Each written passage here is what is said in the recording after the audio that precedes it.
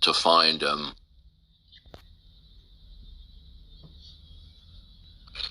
atheists and unbelievers that are not cowards, but are seemingly emboldened when they're in atheist-run rooms where they can just, bulldoze ridiculous rhetorical games. No, I agree. That happens. So what we tend to get are nincompoops, okay, which is a technical dum-dums, or these trolls. Sometimes they troll right out of the gate, and other times they pretend to be real cordial and mature up to a certain point, and then they go into troll mode. Right, yeah. Get your trust, and then bring it out. Well, that's why you'll see that many of the regular sophist atheists, and I think you know the kinds of individuals I'm talking about, they put this pretense out there that they're endeavoring to be intellectual, but at the end of the day, they're just sophists. Yep. Not because I disagree with them, but because their sophism is easy to detect, because the moment they make certain assertions and then we ask clarifying questions with surgical precision, then they start to rabbit trail. And they start little evasive games. Yeah, I've seen a lot of atheists on here, and I'm not gonna just dog on atheists, but I've seen a lot of them on here that have the first part of arguments or the titles of arguments, but then once you get into arguments with them, there's no substance. They can't go on past that. Well, here's the deal, okay? If they're going to be mentioning more than one thing, okay, one discrete thing, what is it that ties anything together? What makes anything correlative or connective in any way, okay, both physically or in virtue of inferences? What on a grand scale worldview issue imposes any unity of any kind among the diversity of things? What does that? If we're going to say that God is not, by virtue that God has not revealed himself in creation, then the moment they open up their mouth, they're going to be invoking certain states of affairs that implicitly entail some correlativeness and connectiveness between one concept and another, and one state of affairs versus another. Well, what imposes that correlativeness? Yeah, I hear reality a lot. I hear as soon as that, you know that they're speaking out of complete ignorance, and they don't know what to say. They don't even realize what an incoherent statement that is. Right? Right. They say reality. Are they saying the set of all real discrete things? The multiplicity of particulars, whatever they may be, individually and collectively dictate what each particular state is? Or when they say reality, are they just simply saying that a discrete particular or a discrete state of affairs, what dictates what it is it just is? That's what it is. Yeah. Well, then fact is a lot. Then they're saying it's a brute fact, unless, of course, they're trying to proffer that a particular or discrete state of affairs is eternal, absolute, and self-contained. But never get there. They never state that.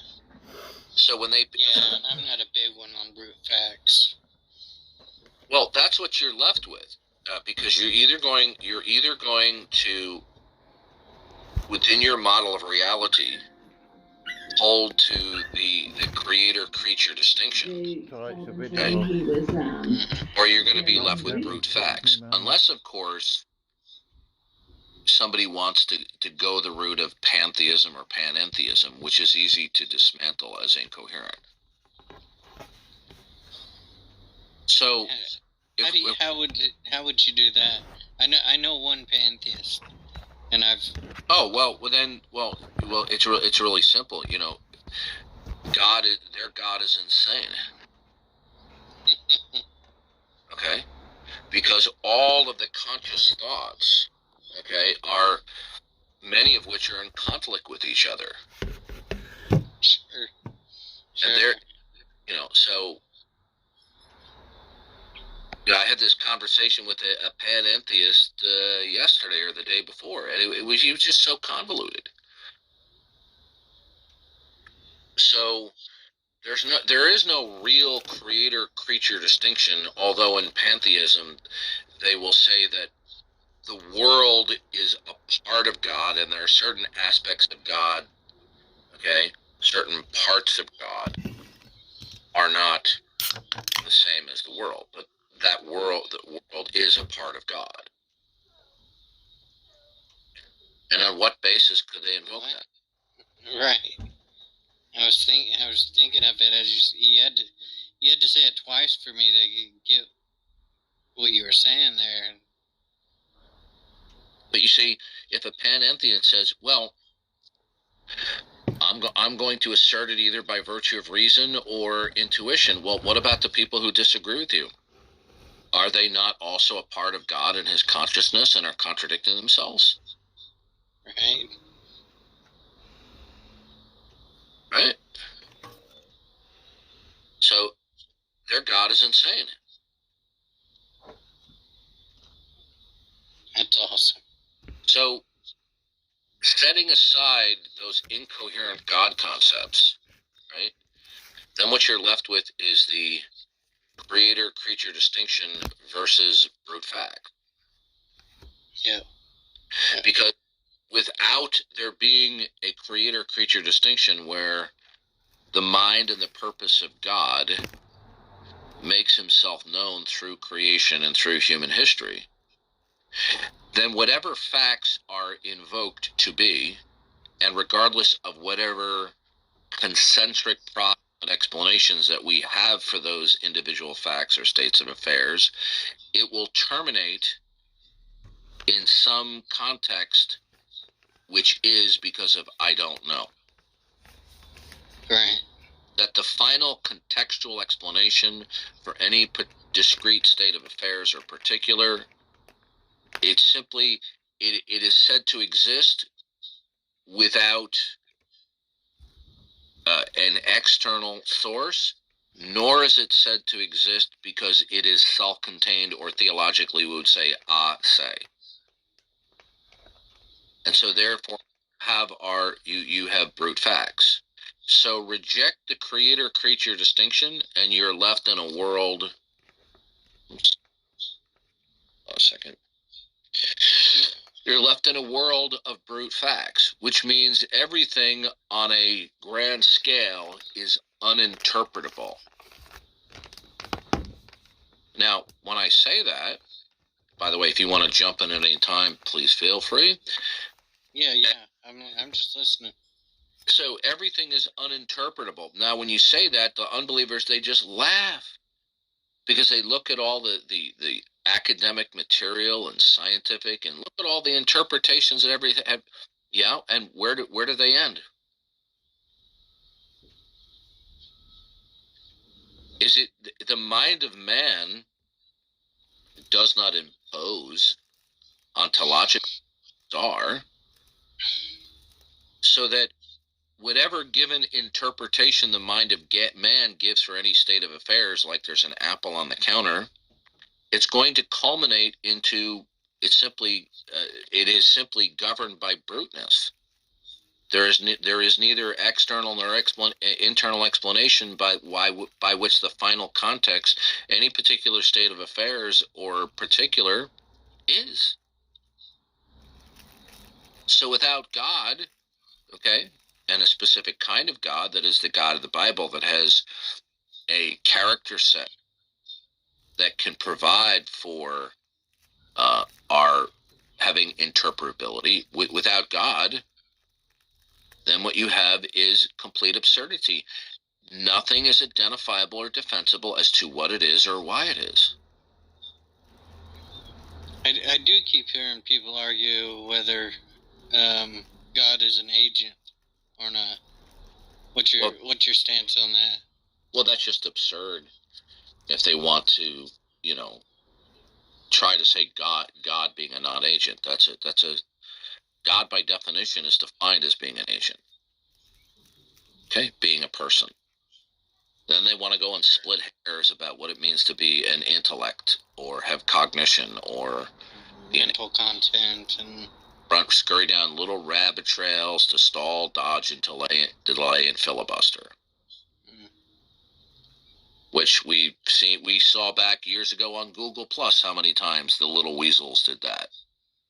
Oh yeah, and that was a room full of 6 to 10 atheists and maybe 2 Christians, 1 Christian. Yeah, I always ridicule them by saying, they reach into their American atheist canvas tote bag, to pull out cliche slogans, platitudes, okay? Not. What else are you going to do? I mean, we see even the professional atheists doing this. If you get a chance, I don't know if you've seen it, I had the opportunity to question 7 or 8 professional atheists with PhDs, and they all wanted to get rid of me after just a couple of minutes. PZ Mike. Yeah, give me a second. Do you know what the video was or the recording was? Well, you could just type in Darth Dawkins, PZ Myers is one. Darth Dawkins versus Lawrence Krauss. Darth Dawkins versus Stephen Law. Darth Dawkins versus Massimo Pilucci. Darth Dawkins versus I'm trying to remember what his name was. He's an Australian philosopher, not Graham Oppie, but Darth Dawkins versus Graham Oppie is one. He was an atheist philosopher from Australia, and he had a name I think that was similar to some president. It'll come to me. Darth Dawkins. Yeah. If you come up with it, just throw it at me. Yeah.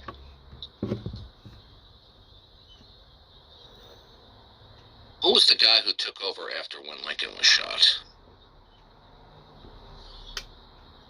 Garfield. Yeah, I think the professor's name was Garfield. Garfield, who took over after Lincoln. I'd have to Google it. Give me 2 seconds. I can Google it. Rusty on my presidential history. Yeah, the guy's name was, I think, Garfield. Yeah, Darth Dawkins versus Garfield. Okay. I put that on there. I was making a list of videos to watch. So.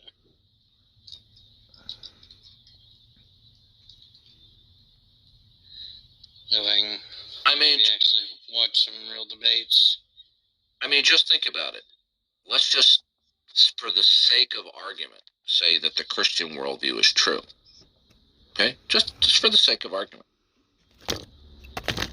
Sure. Is it plausible to believe that a God who is omniscient and consists entirely of all wisdom could give his revelation both in creation and in written form in the Christian scriptures, that what he has revealed in there, okay, could be so easily defeated by human beings' intellects?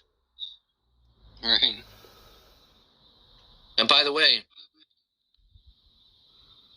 what I'm talking about, when we look at what God has revealed about himself beyond just a superficial reading, what we're talking about, what are the ramifications and implications on a grand worldview scale from what God has revealed about himself, and what happens conceptually, at a worldview level when one rejects that. And you see, that's what biblical presuppositionalism is all about. We remain steadfastly non-neutral because nobody is neutral. Right. And we're standing on what we have come to realize that God has revealed. Right?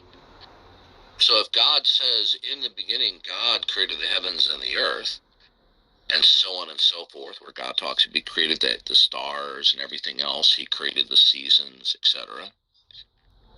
That means that all instances of what is, can be, and cannot be is dictated by the mind and the purpose of God within his redemptive plan of history. When that is rejected, okay, explain your world to me. All right. I don't know if you saw it as G Plus was dying, but I had a diagram that showed A and not A, as showing theist or not theist, and that's pretty much the same thing. You have either a theist world or a not theist world. But it can't be a generic theism. No, it encompasses all not theism. No, what I'm saying is when people espouse deism, I point out to them, that they're in the same epistemic quagmire as the atheist and the agnostic. Yeah, that's what I'm saying. I'm saying theist with a TH. Right. Yeah, I agree with. I'm agreeing with you, what you're saying. By the way, it's one or the other. Raise your hand and come up and explain why unbelief in Jesus Christ's self-identity claims are reasonable. Come on up. We have very few people who want to do that. Okay. We had a guy come up here yesterday, lambasting me for, quote, how I treat people, and he was criticizing away for many minutes, but he was presenting his criticism, although I disagree with it, in a highly intelligent and an adult manner. So I let him go, right? And I said, anybody who presents themselves in an intelligent manner, look, you don't get kicked. But then the last third of his interaction with me, he went off the cliff. He started to be obnoxious and rude and to troll. And then you can guess what happened then. Yeah, once you're set off, yeah, you're gone, kind of thing. Yeah. They've been doing this long enough that I understand why. I'm not, look, I just, year after year, I'm just not putting up with trollish behavior. And of course they're going to go, oh, you call anyone until, oh, you agree with. Look, I don't, listen, I'm in my early 60s. I don't have time for this childish rhetoric, okay? This childish antics, You want to think that I'm unfair? Good. Enjoy yourself, okay? Judgment Day is coming. You're in for a big surprise.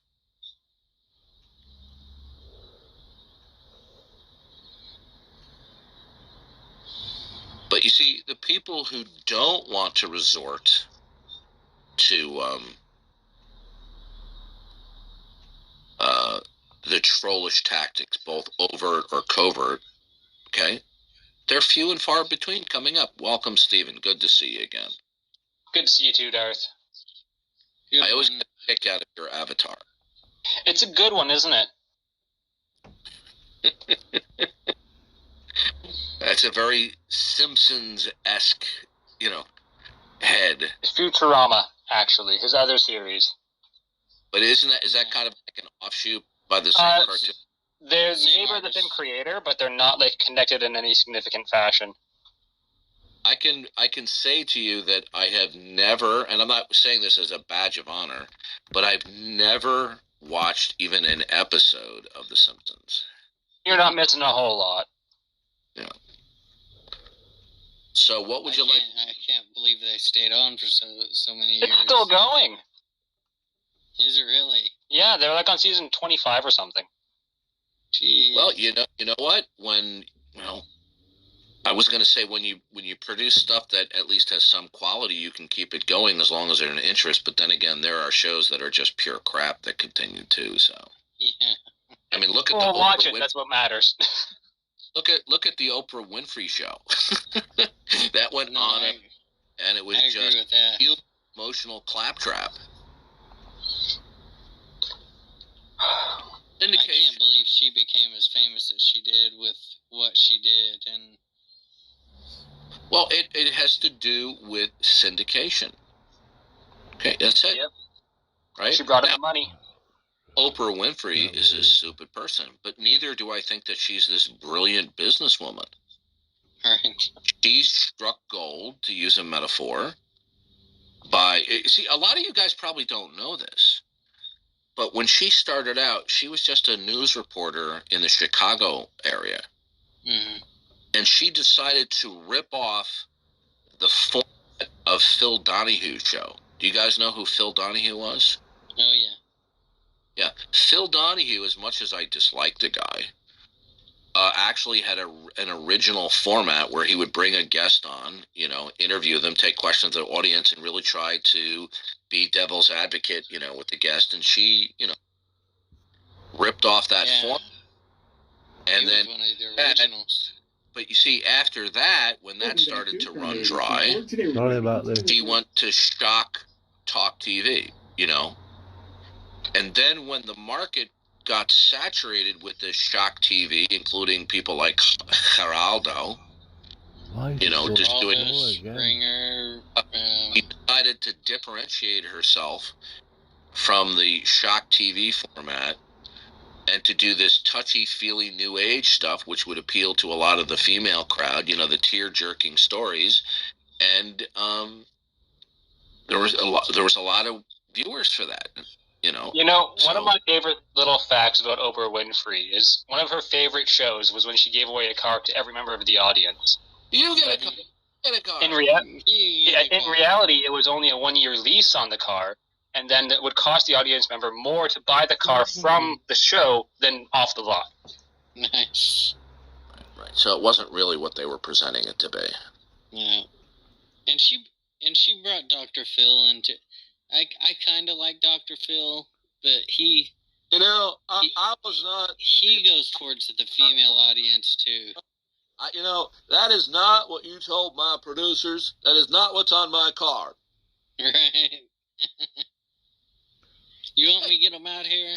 The Dr. Phil episode with bum fights is comedy gold. So good. I missed the first part of that. What did you say? There's a Dr. Phil episode where he brought on a guy who did bum fights on YouTube, and it's so funny. Yeah, like he would hire homeless people to fight each other in his backyard, post it on YouTube, and then he got invited to Dr. Phil. Fights. Oh, I thought you meant thumb, as in finger thumb. This is what I thought you said too. You don't just. Oh my God. My apologies. You want to see something really? Fights. Go onto YouTube. Somebody did. You know where they swap faces? Deep fake. Deep fakes. Somebody did a deep fake where Dr. Phil is interviewing himself as a snarky 16-year-old. And they keep the voice of the snarky 16-year-old. Everybody in the audience is Dr. Phil. And the Dr. Phil is giving a hard time to himself as a snarky 16-year-old. I mean, it's comedy. I mean, it'll bring tears to your eyes. It's so funny. I'll have to look that up. Oh, gosh. So the point is, a lot of these TV shows, it's not because these people are smart business people or they're creative geniuses. It's just they get a lot. People want to watch that crap. I mean, look at Judge Judy. Yeah. Yep. Not that I'm. And then they make network connections between other people that are making money, which makes What's more interesting about money. Judy is she's actually evolved to being on the internet now instead of being on TV. Mm-hmm. She's made that jump really, really well. Because she Judge Judy is kind of business savvy in a way. Well, she realized that if she amped up her typical disposition, it, people want to watch it, and then boom, syndication. Well, and now she's realized, though, that there's not enough money in TV anymore. People don't watch TV as much as they once did. Yeah. And she's moved on to the Facebook and so on. Stereotypical. Okay. So Stephen, keep it shut. Yeah. Is your unbelief in the self-identity claims of Jesus Christ reasonable? Oh, wow. I think so, yeah. Okay, lay it on me. Well, I mean, the self-identity claims come from a book written by unknown authors, so that's going to be a big hurdle. Well, what is that referring to? The Bible. Well, we actually know who the authors are. Not of the Gospels. Oh, you are quite mistaken, my friend. The mistake that you're making is that because in the Gospels, because it didn't say, I, Matthew, wrote that. Does that mean we don't know? The early church was in a position very well suited to know who the authors were, in spite of the fact that it wasn't identified. Okay? It wasn't only until around the 4th century that we have the first recorded instance of just somebody questioning the authorship. So we do know who wrote it. Now, I can agree with you that there are some people who want to challenge that historical precedent, right? But the fact that they want to challenge that precedent, it doesn't follow from that necessarily that we don't know through common knowledge of authorship that Matthew wrote it. I mean, I'm sure that we could find an example of somebody famous who wrote something who didn't identify that it was themselves, but through common knowledge, we know that they wrote it. Yeah, but right? if we're talking about a modern person, we could go ask them, right? Like, I can't go and ask Matthew, did you write this part of the Bible?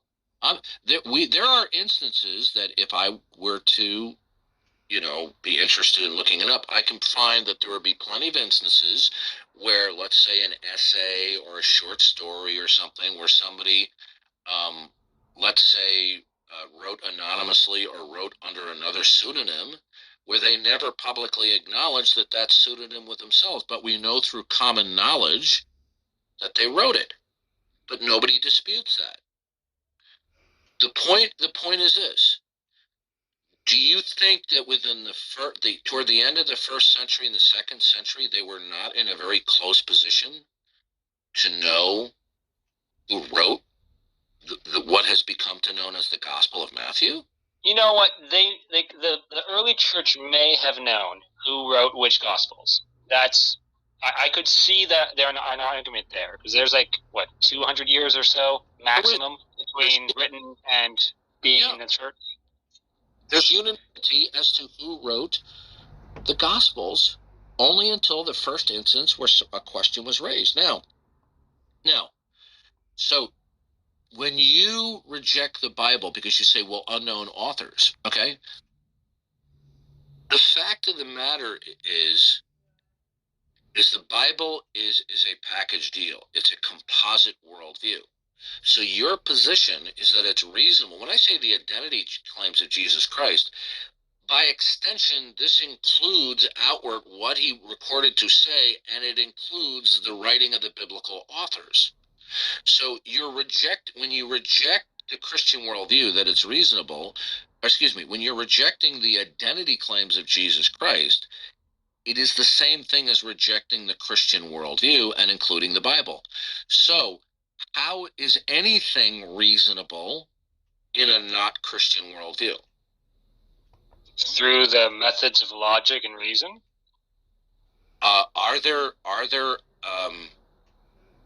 Well, there's a number of questions I could ask you. Does logic require that it be absolute? Within our perception, yes.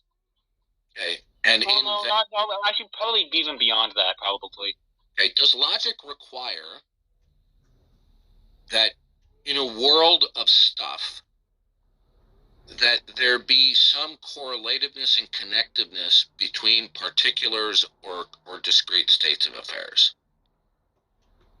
I'm thinking about that one. Give me a moment here. Take your time. Does logic require that there be some correlativeness between anything? I think yes. Or yeah.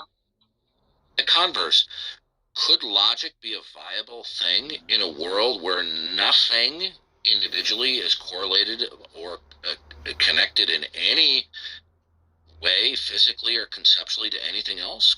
Would logic be viable? No. Okay. Yeah, I see what you're saying, yeah. Right. So in a world, in the Christian worldview, whatever logic human beings possess at a fundamental level, this is an endowment from God that is reflective of the mind of God. Now, when you dismiss that, okay,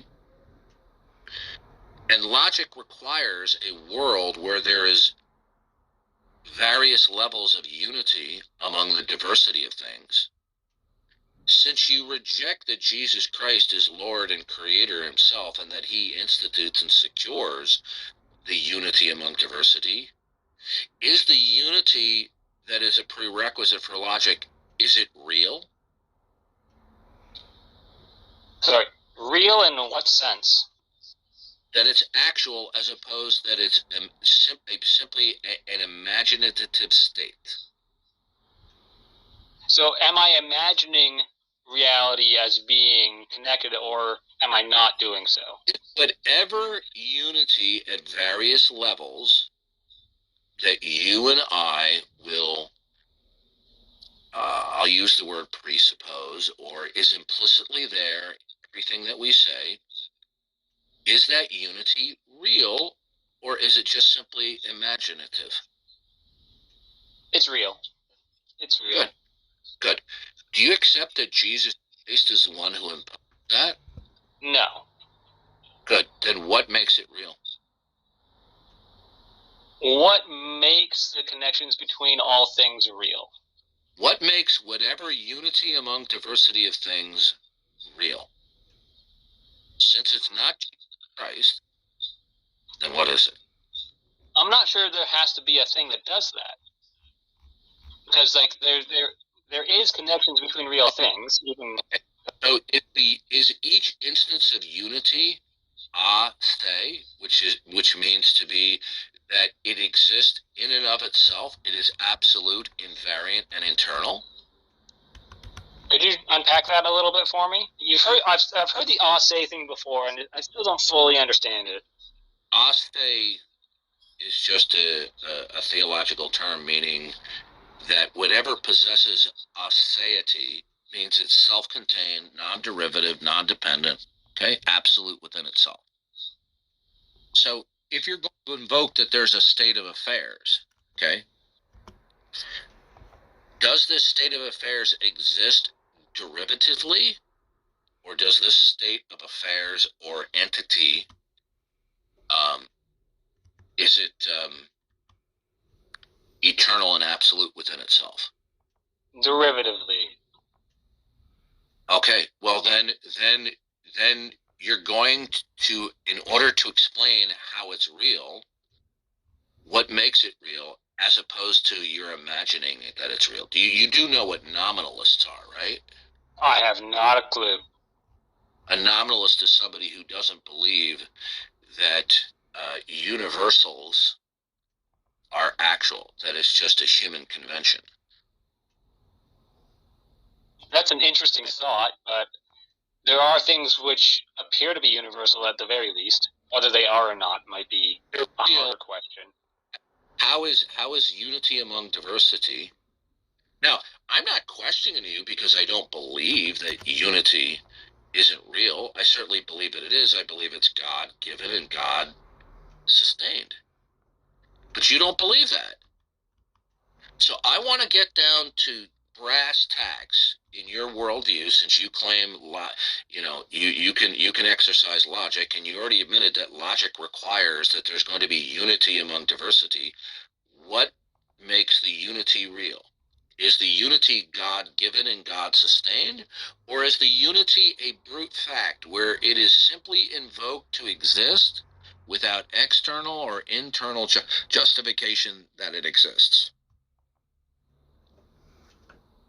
I'm not sure. I would probably go more towards it possibly being a brute fact than it being God breathes, just because being God breathes would be an additional fact over God's brute facts. Yeah, well, okay, but you see, here's the problem now, right? In the Christian worldview, in the case that the Christian worldview, since God is the creator and sustainer of all things, and everything is operating according to his purpose and redemptive plan of history, everything there is therefore interpretable. Okay? And by interpretable, I don't mean like, that the silly example where a custodian leaves a mop and a bucket right next to an exhibit in an art museum, and people come along and they see the bucket and the mop and they think it's another artist's rendition. There's actually a case of someone doing the opposite and bringing what was actually art out of a museum. It's a play. Right. Okay, and they go, well, what this means to me is... Well, that's not what we're talking about interpretability. Okay? Interpretability means that we can express in part, if not in whole, what something actually is ontologically. So if something is a brute fact, either directly or indirectly, it's uninterpretable. Because there's no fundamental, identifiable, defensible reason as to what or why it is. In the Christian worldview, right, whatever you look at, like, for example, I'm holding an AirPod case in my hand, or if I'm holding a piece of metal in my hand right now, or a rock. An AirPod case could be all of those things. Well, what I'm saying to you is these things are created things, right? Now, although God himself did not institute AirPods. The rock wouldn't have been a creator. Oh, depends on the rock, I guess. So everything that exists, whether it's been reconfigured by man into a new tool, are created facts, okay? That anything that's not God. Okay? Now, if you reject that view, then nothing is classified as creaturely or created. So all you're left with is they're brute facts, either directly or indirectly. It makes no difference if you give concentric, proximate explanations as to what it is. If the final contextual explanation is itself brute, everything that it contains is brute. So you're left with an array of brute facts. So if everything are brute facts, can you be reasonable about anything? I wouldn't say that everything is brute facts. I would say there are some brute facts, and there are also some levels of randomness to our presentation of the universe. No. And those can't be brute by definition. What randomness are you talking about? Okay, there's at least two different kinds of randomness. So there are certain things that happen that we will attribute to randomness, in that we don't have one or more immediate things that we can identify that coincide to bring about the event. So if I say that a particular ping pong ball is selected by a lottery machine from a plexiglass box, we say that selection was random. Would you agree? Not necessarily, but I'll say yeah for the conversation. Well, yeah, because you see, we don't know what all of the precise conditions in terms of the heat, the molecules, air pressure, that it got sucked up into the machine. So when we get down to the really fine details that we don't have access to, that they cannot pinpoint why it happens. Okay, and that's because either we haven't gone far enough yet, or we never will be able to identify what is the consecutive reasons. Now, from your point of view, it might be the case that it is randomness of the second sort. But how would you demonstrate that? You couldn't. All right? But here's the problem. In your world, how is anything not random of the second sort? Well, I did start saying that there are some determined things, and then there are also some random things. What dictates that? Is it the mind of God? No. Oh, then what fundamentally dictates why anything is, can be, or cannot be? Those brute facts and those random facts I mentioned would be the ones dictating how those things exist, how our universe exists as it is. I don't think you're getting this, okay? Once you stipulate that a fact is brute, it is said to exist without external or internal reasons as to why it is. Yeah, just like how God doesn't need a reason for his existence, he just exists. No, sir, you're not getting this. This is a common mistake. No theologians refer to God's atheity as a brute fact. God's existence in and of himself is necessary. He's simply self-contained and is non-derivative. Okay? That's how you defined a brute fact earlier, though. No. It is something that is said to exist without external or internal explanation as to why it exists. God's existence is not external. His existence is explained by himself.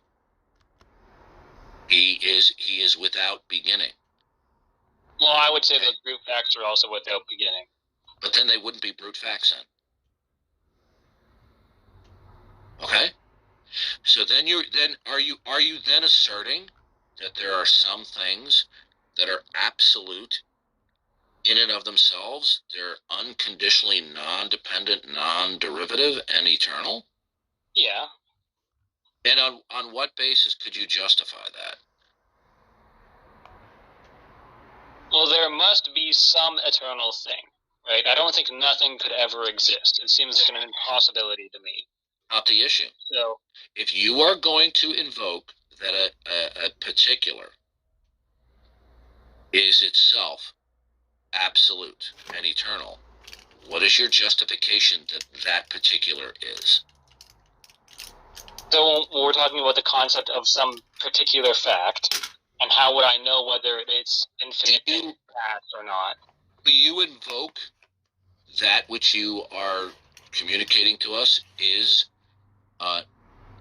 not derivative of God, but it is neither a brute fact? What would that fact be? Sorry, I got lost there for a second. Could you repeat? Okay. What fact are you putting on the table that neither derives from the mind and the purpose of God, nor is it a brute fact? What fact is that?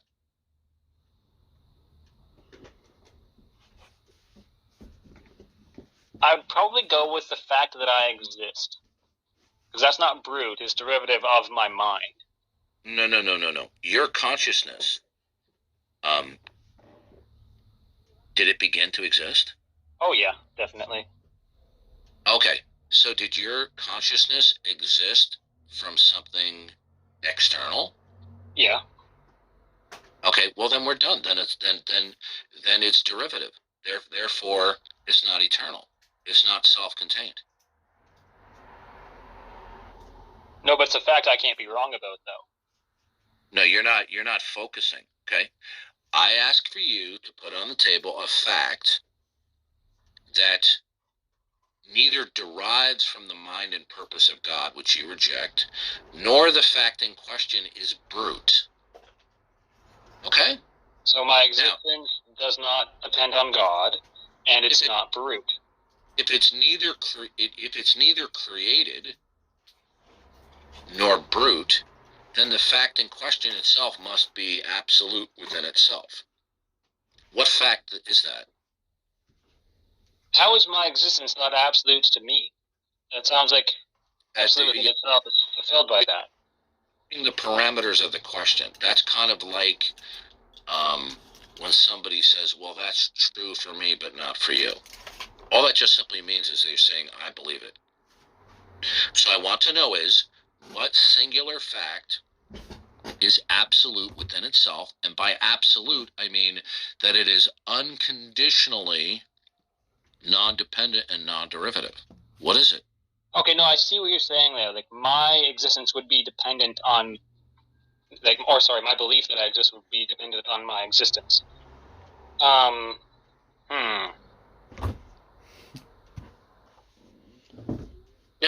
just for the record here, you and I are not agreeing on a bunch of stuff, but you're conducting yourself in a very mature and intelligent fashion, and Darth Dawkins is not getting angry because you're not trolling. We did have a bit of an angry match the other day, but hey, we get over it. We get through it. Listen, sometimes people who are acquaintances and on a friendly basis can have a spat, but every interaction that we've had, except for one, we've gotten along. Okay, I only got upset with you once, so everyone can have their bad days. On the subject, though, I'm not sure what fact could possibly be fulfilling your requirements there. Okay, so that means for you then, you are in a realm of brute facts, right? Well, brute facts and random ones, sure. Okay. Well, first of all, when you say random, they don't have any identifiable explanation. The consequence is that they are uninterpretable. You have no interpretability for those putative facts, and it results in unintelligibility. Well, that's what the random facts are for. The random facts would add intelligibility. And saying it's unintelligible, so for example, if we have a Burger King cheeseburger, when I say that it's uninterpretable and therefore consequently unintelligible, I am not saying that if I say to an atheist, would you like a Burger King cheeseburger? And he says, yeah, I'm really hungry. That statement is not semantically intelligible. I am saying from a world view level, it's unintelligible.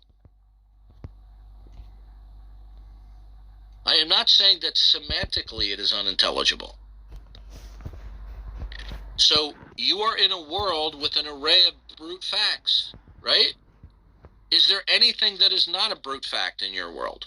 The random facts, the ones I can't explain. No, you're not understanding. Those would be brute too. But their definitions change by their own definitions. Gotta focus. Are there any facts that you can tell me ultimately on a grand scale, on a worldview level, as to why metaphysically and fundamentally something is? I'm really not sure, Darth. Because if I try and say reality, I don't think you're going to take that. If I try and say my own self-existence, you've already not taken that. Well, listen, to say reality is not an answer at all. It's the go-to response when people don't know what to say. It's an uninformative, and it's also incoherent upon examination. Okay? So, is there any fact in your model of reality, in your not Christian worldview, that has an ultimate explanation for why it is? An ultimate explanation for why the fact exists. Yeah. I'm not really sure. There will be some ultimate thing, but I might not know about it or have the ability to know about it. Asking you about your certitude. Do you mentally possess even one fact that you can point to that is ultimate?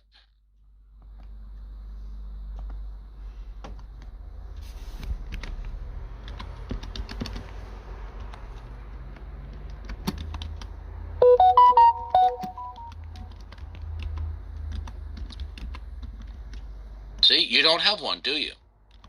I have presented two, and I'm still a little bit unclear as to how they don't qualify.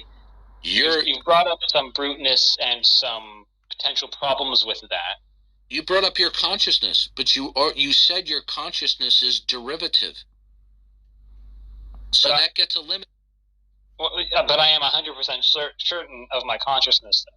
Like, it definitely exists. I can't be wrong about it. Here's the problem with that, okay? You're beginning to sway into solipsism here. Okay? Now, I could easily dismantle that as not being coherent, okay? Which I can and will do if necessary. But you're missing the question. Is there anything in your world that is ultimate? And by ultimate, I mean that it is singular, absolute, invariant in terms of its essential qualities, and that it is the source and basis of everything that is not itself. Well, there must be such a thing, I think, by definition.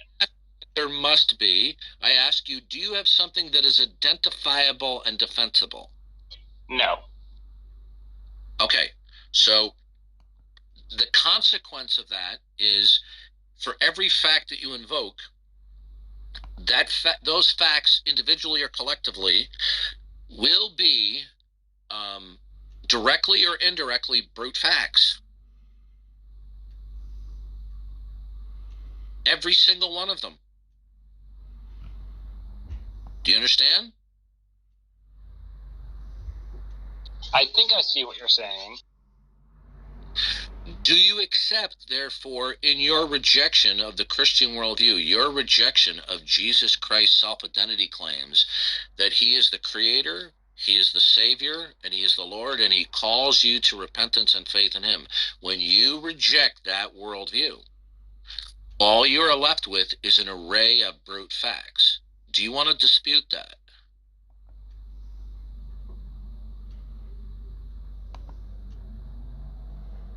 Given the definitions we have, I'm not sure how I could dispute that. Okay, so there is no dispute, okay? So now, when you claim that your state of unbelief is reasonable, there is no reason or logic to put on the table. Because there's pragmatic things. No.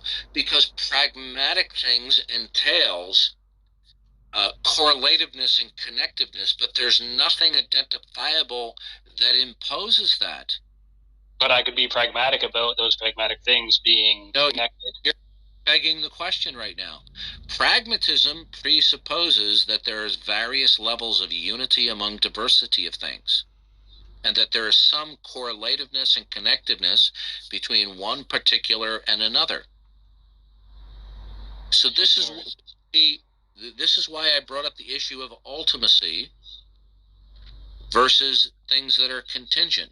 You have nothing that is identifiable or defensible that is ultimate that imposes correlativeness and connectiveness, do you? No. Then you cannot invoke pragmatism, my friend. Not even pragmatically? That was a joke. I'm sorry, Darth. No. Pragmatism, at least in part, presupposes that some things work in a certain way. That presupposes identity over time. I do have an experience of things being connected.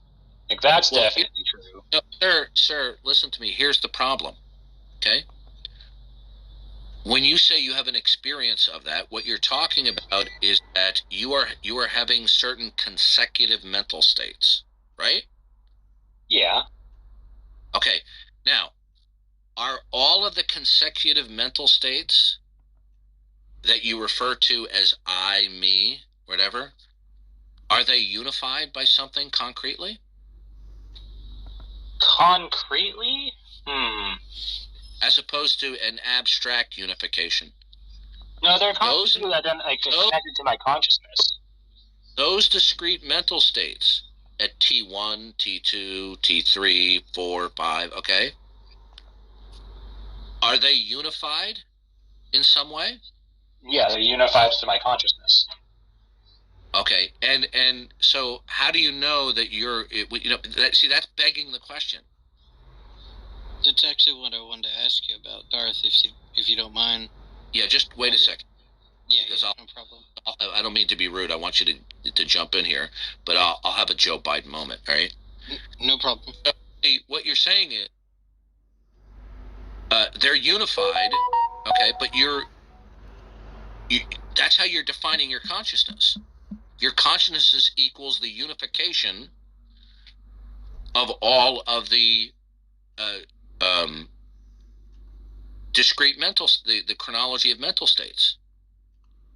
But what imposes that?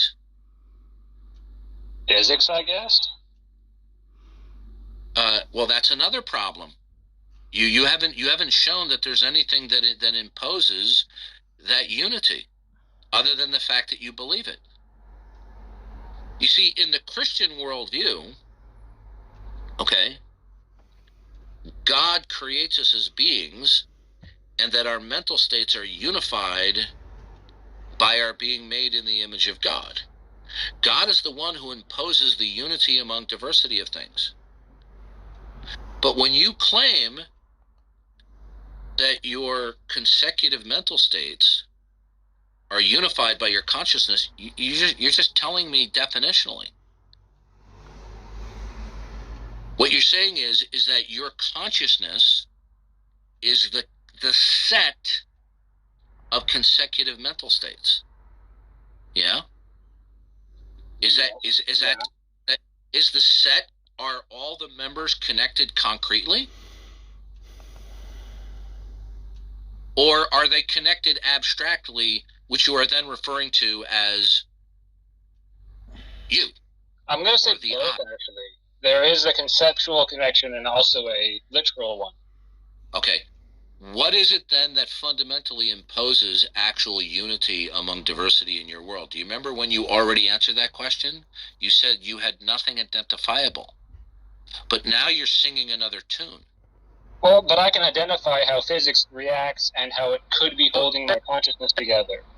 And you don't have the luxury to invoke physics. Okay? Shall I go over that again, why you don't? I have to go rotate my laundry, so if you wouldn't mind giving me a minute. No, we'll continue it another time. So there you go. We had somebody who was attempting to intelligently and in a mature fashion vigorously disagree. And we have a great discussion. Mm-hmm. And he doesn't get off the stage because he wasn't being an ass. Yeah, I think he actually wanted to know what was going on, why his ideas might be wrong. Hey, Darth, can you check this real quick? So you were asking Stephen what's a fact that is independent from God? What about this fact? Reality is the case. Well, that's a response that's very common among unbelievers. Okay, when you invoke reality, is reality a concrete one or an abstract one? Not sure. Okay, so reality, when you talk about reality, are you referring to the set of all real discrete things? Or do you mean that reality is that in any unique or discrete state of affairs or particular that individual state is real? What I mean by reality is all the set of all things that are the case. Okay, well, here's the problem. You are unifying all the discrete particulars abstractly, not concretely. So an abstraction doesn't stand in causal relations, where something that is concrete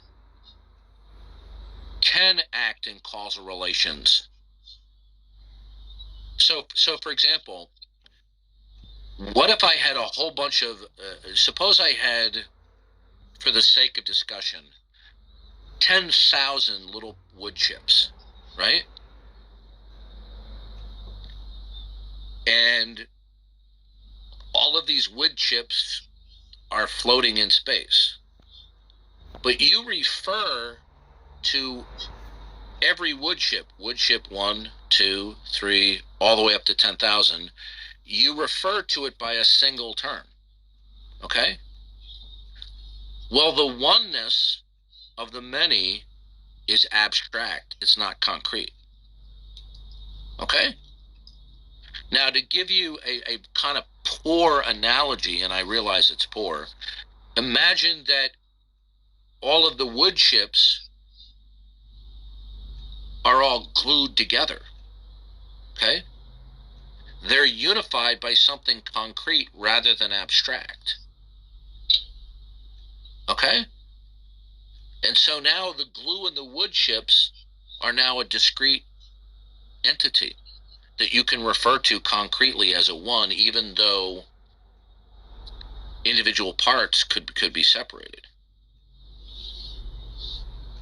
Sure. So you see, So it seems like what you're saying is there's a distinction, right, between the abstract and the concrete, and you're asking, does this set of all things that are the case contain which one? Because it cannot contain both. Is that what you're trying to say?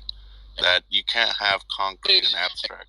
Trying to understand my critique, you must always keep in mind that what we're talking about is going to be juxtaposed conceptually with the Christian worldview. So in the Christian worldview, we have God, and then we have creation. Creation consists not of one concrete thing, but of a plurality of concrete things, right? And that whatever unity is there, they are imposed by God, which is a concrete thing that unifies the things at various levels. Okay? Right? It is the power of God that unifies them. It is not God. It is not simply that when I say the mind of God is unifying it, I'm talking about the mind of God is actually imposing the unity in an ontological state. It is not merely that the mind of God abstractly unifies the particulars. Now, when one rejects God as creator, then what is it at an fundamental metaphysical ontological level that imposes and sustains that the unity is real versus that the unity is conceptual or abstract? You see, this is why Van Til referred to God using certain philosophical terms that he borrowed from idealism. He referred to God as the concrete universal. In other words, the plurality of things are unified by the mind and the power of God unifying them. They're not just unified abstractly. Okay? So what you're trying to say is that when you say the set of all things that are the case is more is an error. It's more of God dictates the set of all concrete things that he's created. And it is God who, by the power of his will, imposes what levels of unity, connectiveness, and correlativeness there is to the particulars. Right, so we're on the same page, right? Right. But you see, the unbeliever, when they think that they have a coherent worldview, when they leave God out, when they either invoke or think that God is not necessary, and so what they're doing, whether they realize it or not, is they're saying God as the creator, as the supreme being, the concrete unifier, is not necessary. Okay, So if there's unity, connectedness, and correlativeness between all the particulars in the set of all real things, what makes the unity real as opposed to it's imaginary? Other than somebody just saying, well, it just is. Let me give you an illustration. If you go onto Google or Bing and type in female doppelgangers, if you scroll down slightly, you're going to see two young women who look like identical twins. But they don't have one or two parents in common. They're from completely different families.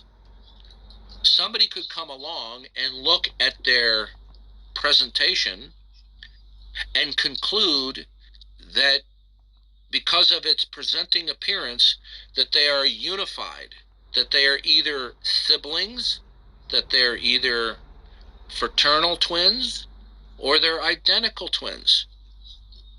But such unity doesn't actually exist.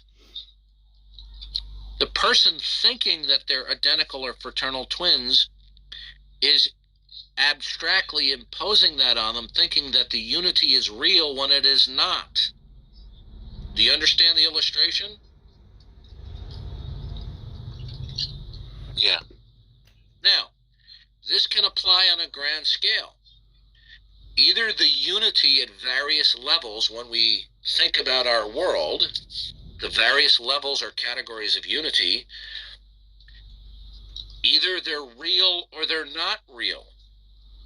Just because we believe they're real, that itself does not institute and secure the realness of the unity. So if the unity among all the particulars is real, and one refuses to acknowledge God and be grateful to him as creator, who is the grand unifier, then what makes the unity real?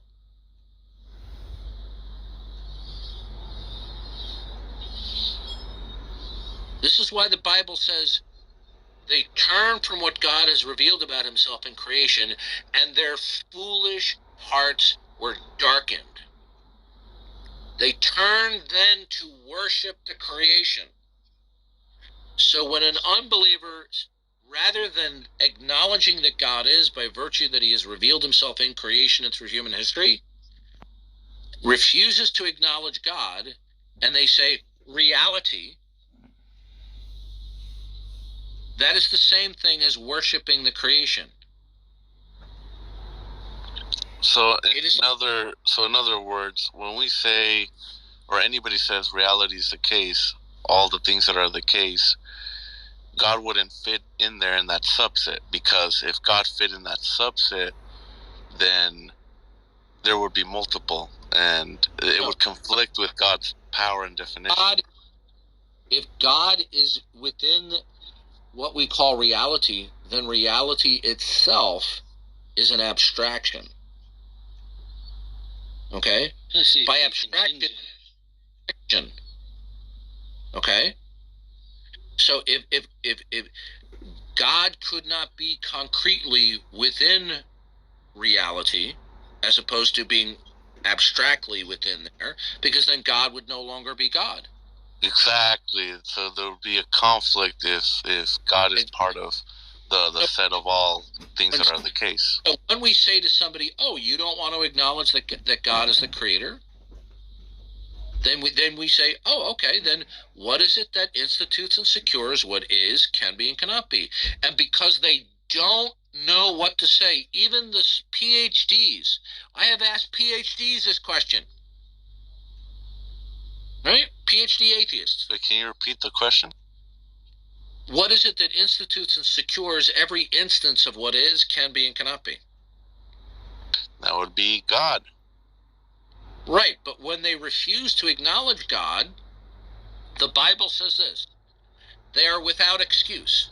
Ever since the beginning of the creation of the world, God's eternal powers have been clearly seen, so that men are without an excuse. The word excuse there in the Greek means without a legal defense, without a rational justification.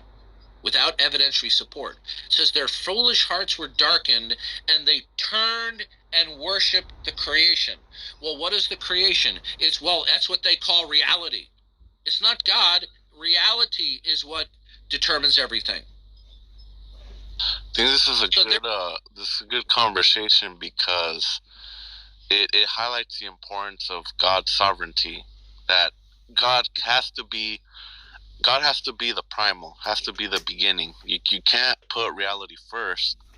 It has to be God first, and then from all things follow. Does that make sense?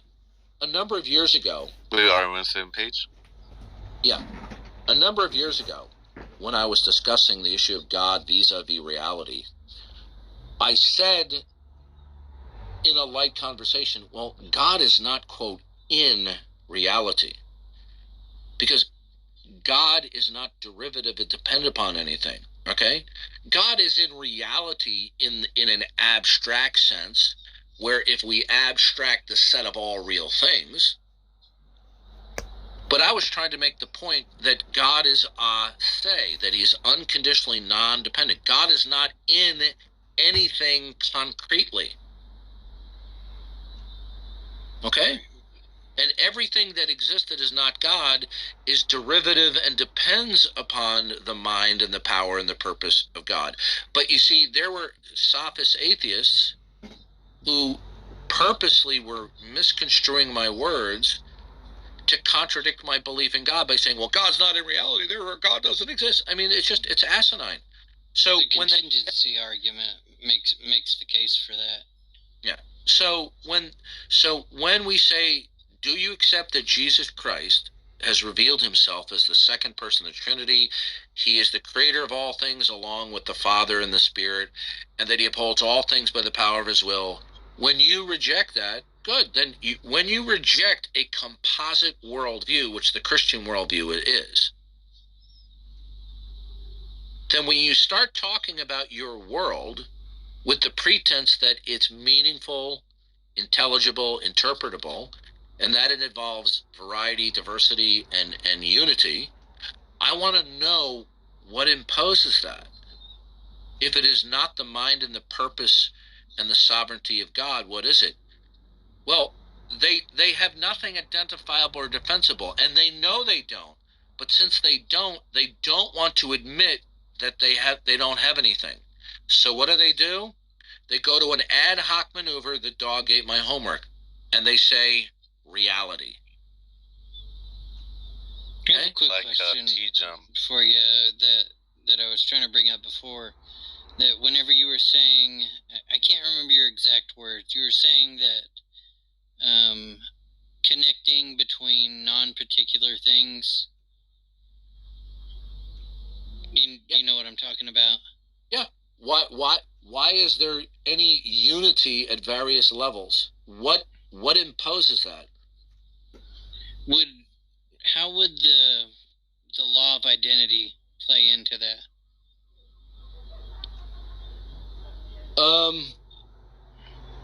Since that wouldn't have to connect between two things.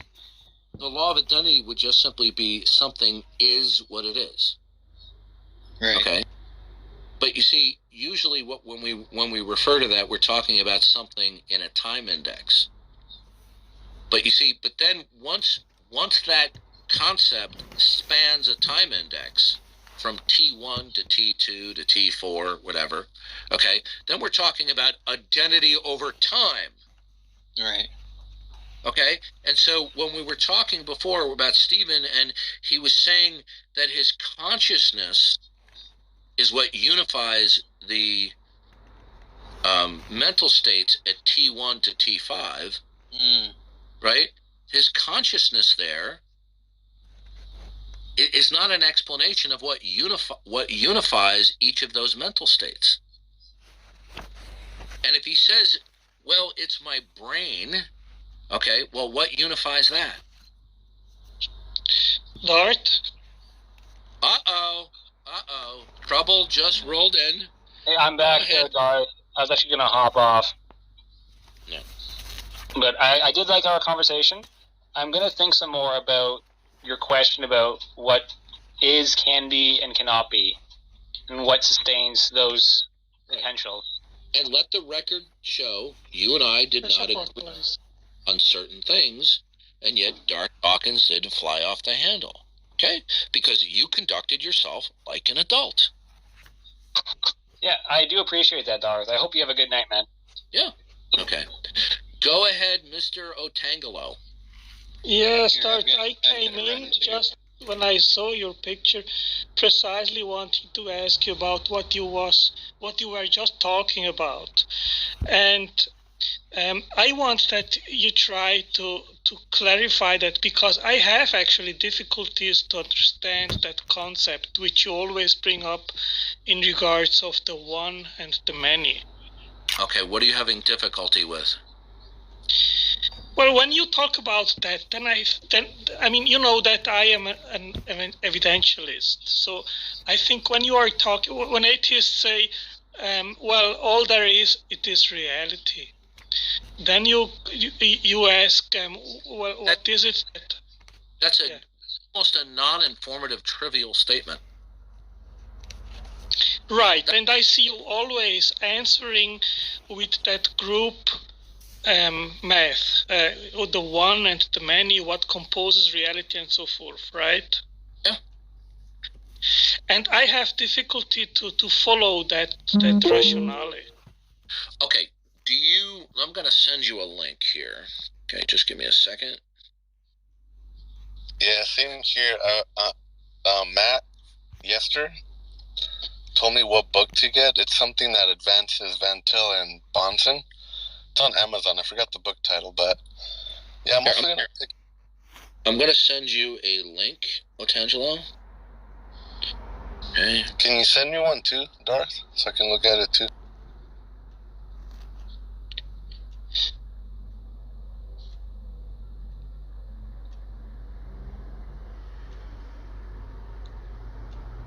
Okay.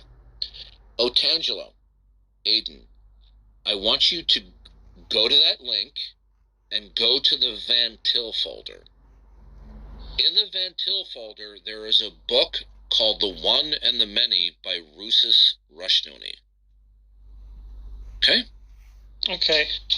This is probably, and I'll be perfectly frank with you, I have not finished the book yet, right? But I have talked with people who have in it, and it's probably one of the best examples of explaining what the philosophical, theological issue is of the one and the many. Okay. Right, but since you frequently bring that up in discussions with atheists, can you formulate or say it maybe a little bit different in order that I don't have difficulty to understand the concept? Conceptualize everything, okay? What is the ultimate nature of everything? Is it in its oneness or unity? Or is it's the diversity what is fundamental and ultimate? Right. That is already a problem which I have with that statement. So put yourself into the head of an atheist. He can imagine, for example, that somehow there were virtual particles, there was that unified force or energy at the beginning of the universe, and it split into the four fundamental forces. So that is a trajectory which theoretically is possible, because, I mean, there is nothing that... Angelo, he's already laying out unity among diversity, but there's nothing identifiable that makes the unity real. So what hinders a singularity or a unified force to split into four forces? I'm looking forward to the time when we can post images, okay? But if you go onto Google and you go into images and type female doppelgangers and you scroll down slightly, you're going to see two young women who have gained notoriety in that they appear to be identical twins, that they share a common property. Okay? But what we find out is they don't have that common property. That the unity that appears to be there is not real. Okay? Now this is doesn't prove what I'm saying. I'm trying to give an example where there is believed to be or perceived unity among the diversity of these two individuals. They appear to be either identical twins or siblings who look the same. Now, when an unbeliever starts talking about virtual particles, he's already invoking unity among diversity, that there are two or more things that share common properties and attributes. What imposes that unity? Okay? No, not okay, Dart. I have a difficulty to follow you on this. Okay, let me ask you this question. What makes identical twins? What unifies them? I have difficulty to understand that question. Okay. How are there identical twins? What do they have in common? Well, they came from the same egg, right? Right. Or for that matter, even The if they same were zygote. okay, they have something that concretely unifies them.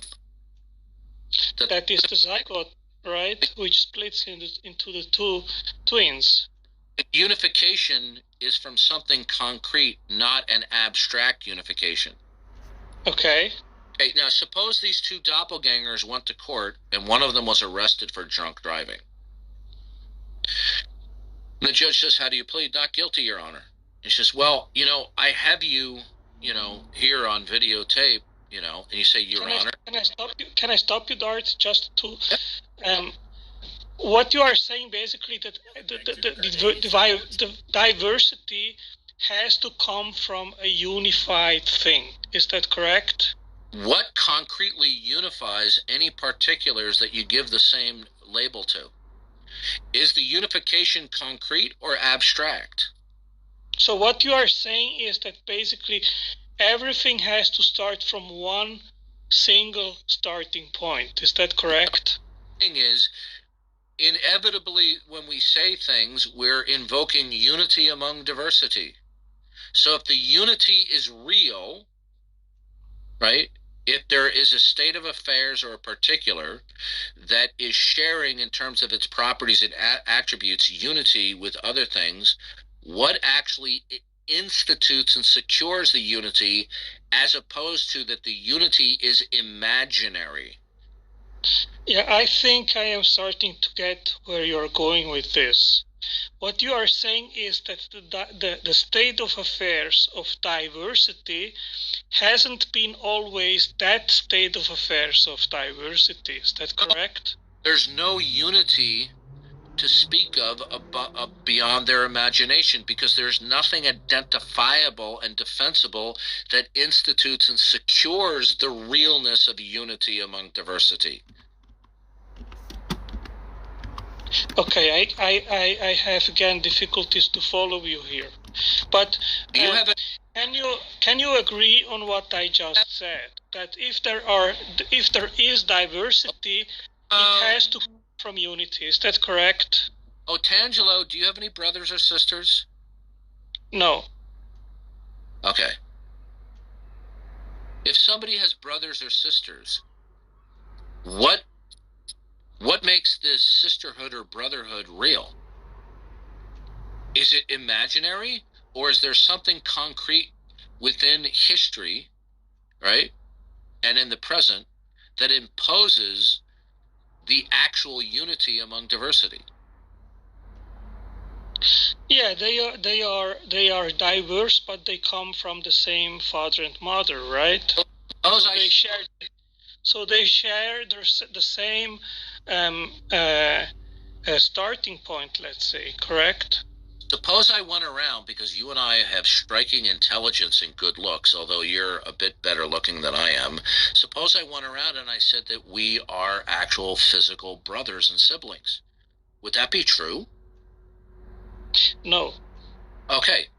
So it would be fiction if I said we are brothers. Correct. We are not unified concretely by having a common parent or parents. Right. So if I referred to our as brothers, it would either not be true, or it would be symbolic. Now, Okay. an unbeliever invokes terms such as particles or virtual particles, right? Mm-hmm. This is imposing unity among the diversity of things. That they have Again, let me bring that objection again, Dart. What basically the theory is saying is that there was a unified force at the singularity at the beginning of the universe, and it split into the four fundamental forces. Right? So what they are positing is that there was at the beginning that unified singular force. They say, well, we don't know where it came from, but it is that force which instantiated the Big Bang and the fundamental forces and matter and everything else. Well, they have a vivid imagination, don't they? Yeah, but this is the line of reasoning that we have to object, because that's what they bring forward.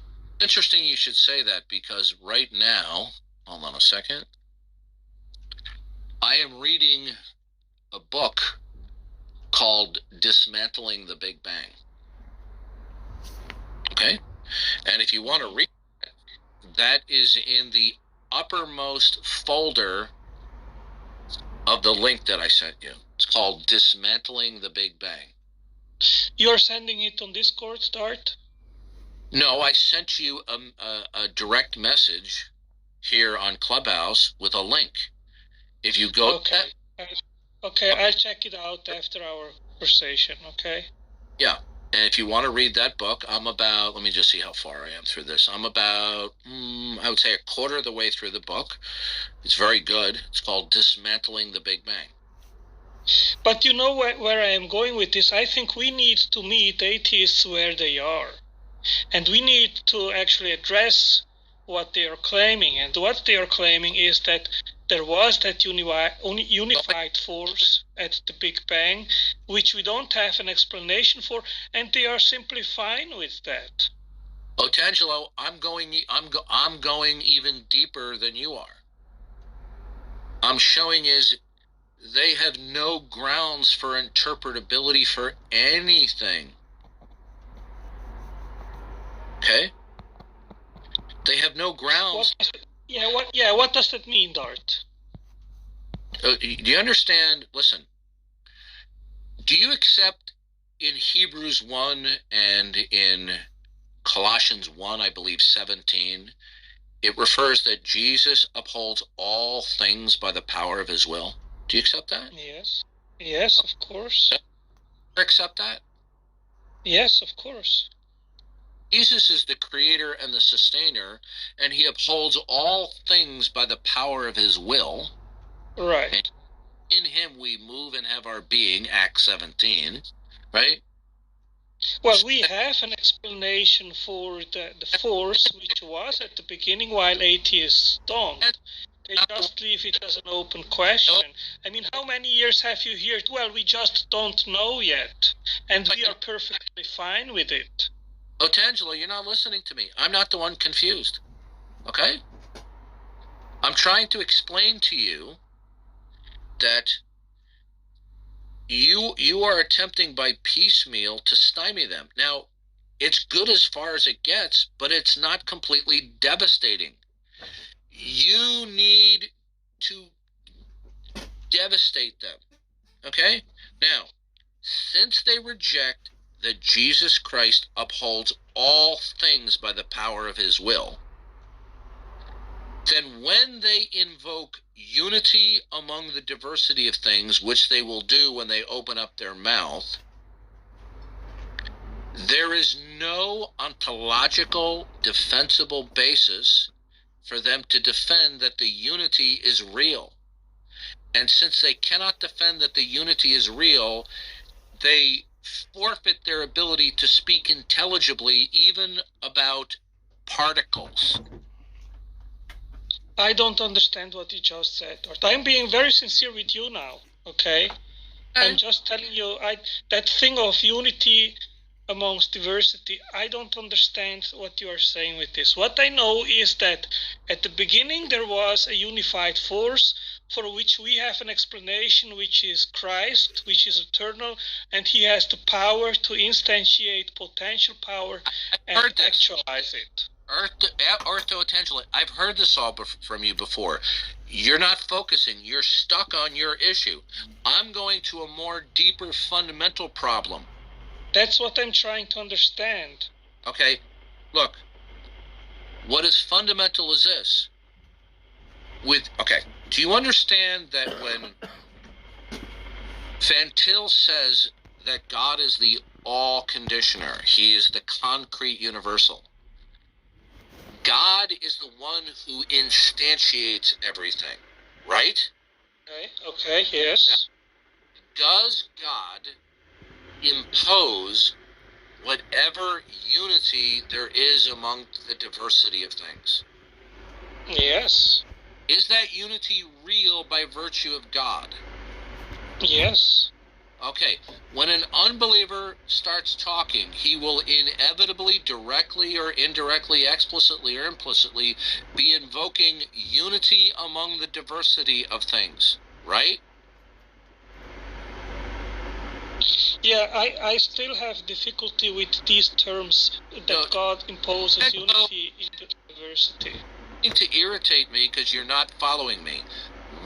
Will an unbeliever be invoking unity among diversity if he so much talks about particles? Well, there is diversity because these particles, they are diverse one from each other, right? Okay, you're being like an unbeliever now. Do unbelievers... Well, I am just exposing you my difficulty, Dart. Don't get irritated. I am just being sincere with you, okay? Yeah, but you're also being rude. No, I'm not being rude. I'm just exposing to you the difficulty that I have. Hello. Shut your yap for a minute and listen. Okay? Yeah, go ahead. One, speak intelligibly about the world, the array of particulars, without invoking directly, indirectly, explicitly, or implicitly unity.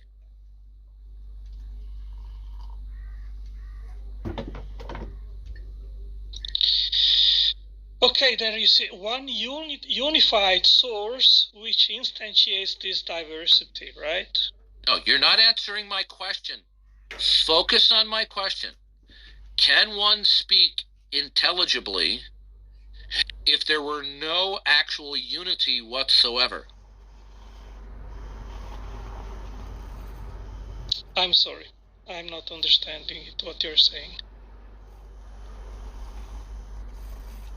How would you be able to speak about things intelligibly if there were no levels whatsoever of unity between one thing or another?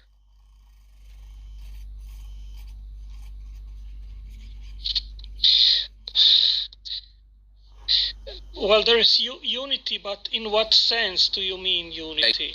Do you agree that intelligibility and interpretability requires that there be actual unity amongst diversity? Well, there has to be two parties where they understand each other, and that requires a unified understanding, right? It could be somebody by themselves. Okay? Can somebody speak intelligibly about their world if there is not in actuality any real unity at any level? No. No. Okay. So unity is going to be required. Right? Okay. Now, since the unbeliever does not believe that God is the concrete universal, where God is the creator, where God in his creation imposes the unity among diversity, okay, the unbeliever nonetheless believes that his world is to a certain degree coherent, and he invokes various levels of unity among the diversity of things. Now, can an unbeliever defend that there's any real levels of unity among diversity of things? Well, he cannot because, for example, he claims that matter can produce consciousness, which are two essentially different things, and he cannot back that up, right? So there is no connection. There's no metaphysic that he can appeal to. There's no ontology that imposes and sustains unity among diversity. So when he attempts to start speaking about his world as being interpretable and intelligible, he's violating his own criterion of belief, because he requires a rational justification for God. If God is recognized definitionally as the concrete universal, it is God who imposes the particulars and God who imposes the commonality and various levels of unity. And he says, well, you haven't demonstrated to me that God is real. Okay? But he nonetheless believes that reality, the set of all things itself, just exists, and that there's unity among diversity. So what then imposes the unity being real? Since God is not the unifier, what makes the unity real? What is the concrete universal in a not God world that is identifiable and defensible? Yeah, they will just say we don't know. Okay, well then they are invoking a state of affairs that is a universal, that there's unity among diversity. They're invoking that a fundamental state is real in violation of their criterion of belief. Do you understand how they're violating their criterion of belief? They are replacing God with the set of all real things. But when they invoke the set of all real things, in order to do so, they have to believe that there is unity among diversity. But there's no unity to instantiate. So they're violating their own criterion of belief. You understand? Okay. Well, let me think about all these things, Dart. I said in the... Otangelo, yeah. If you would simply read some of the resources that I'll do that.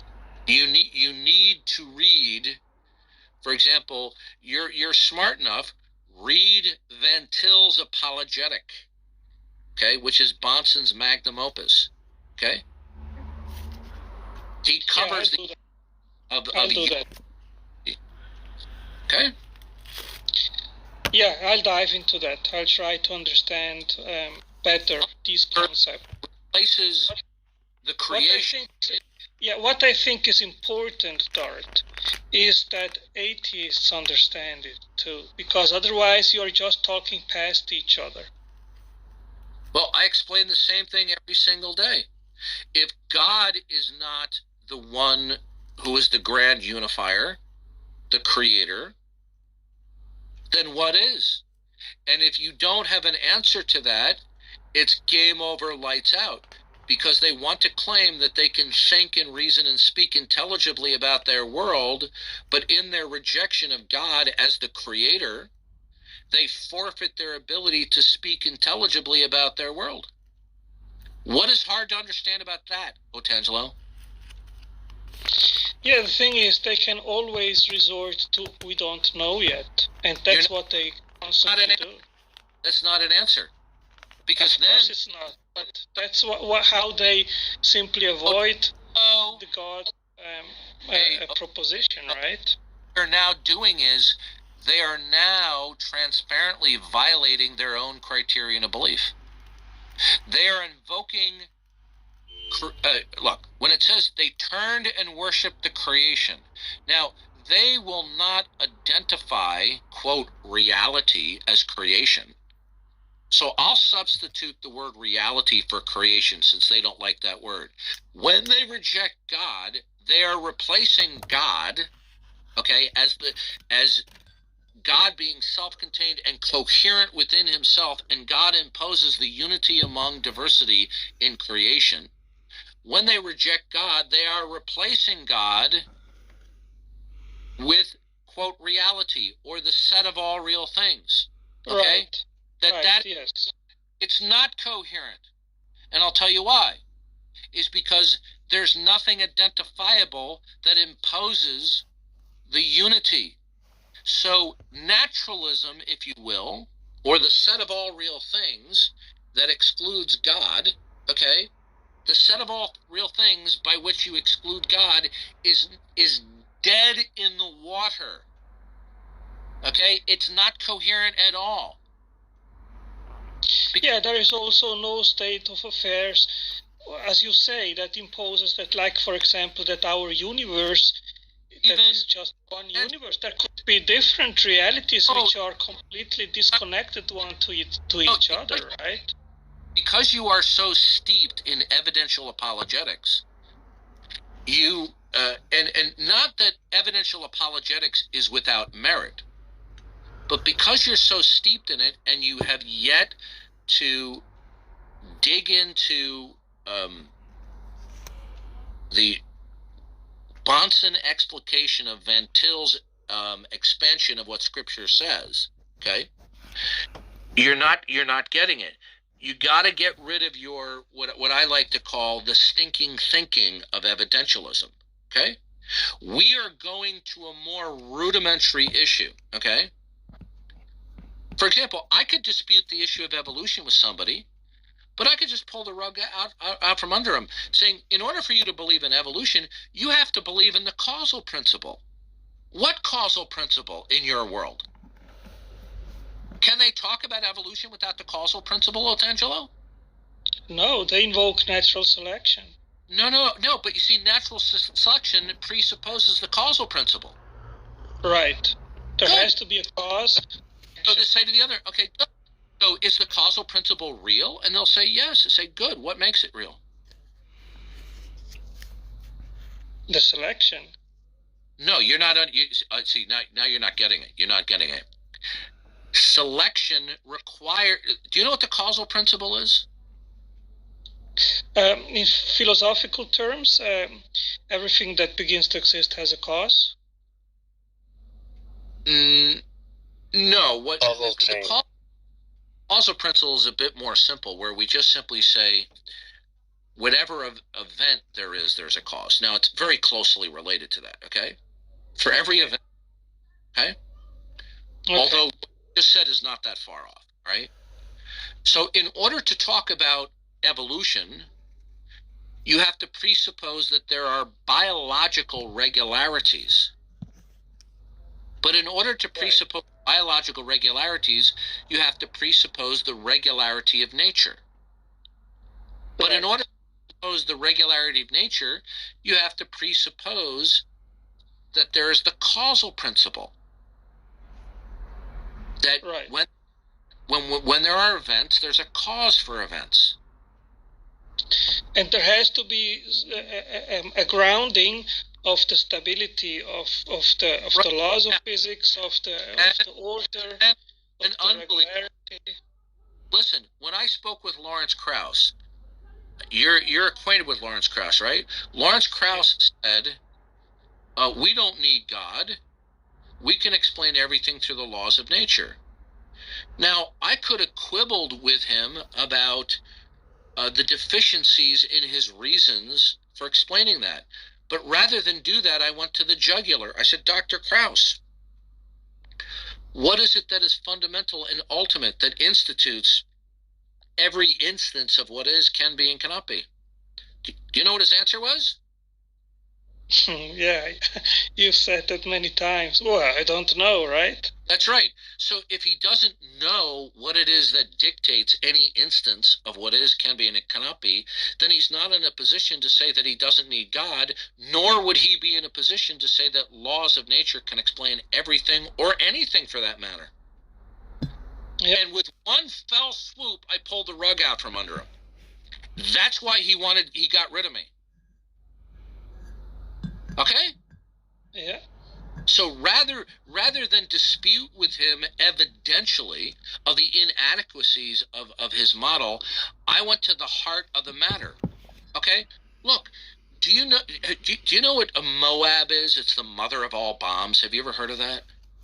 No. Okay.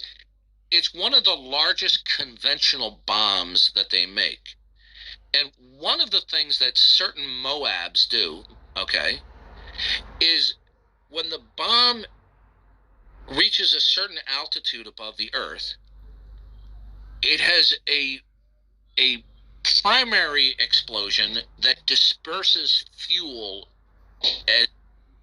over a certain radius, okay? Then there's a secondary explosion, right?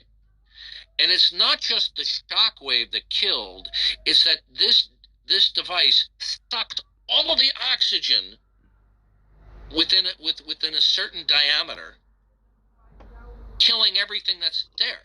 Okay?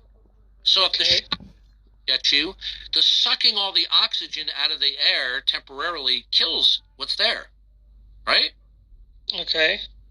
You're like a guy on the front lines is there with M16s firing away and lobbing grenades. Why bother when you can drop a Moab? Yeah, I'm getting where you go with this. The positional approach is sucking all the oxygen out of the air where their position dies. It can't even fight. Everything they say. Yeah, you kill it at the root. I'm getting what you're saying. Everything they say presuppose they don't need God. That undergirds everything that they say. So I'm going to the root at the problem. Now, I agree with you from time to time. It's interesting to, skirmish, firing guns back and forth. But you're better off sucking the oxygen out of the air. And this isn't dirty tricks. Everything they say presupposes we don't need God. Then say, fine, I'm calling their bluff. Then what fundamentally do you need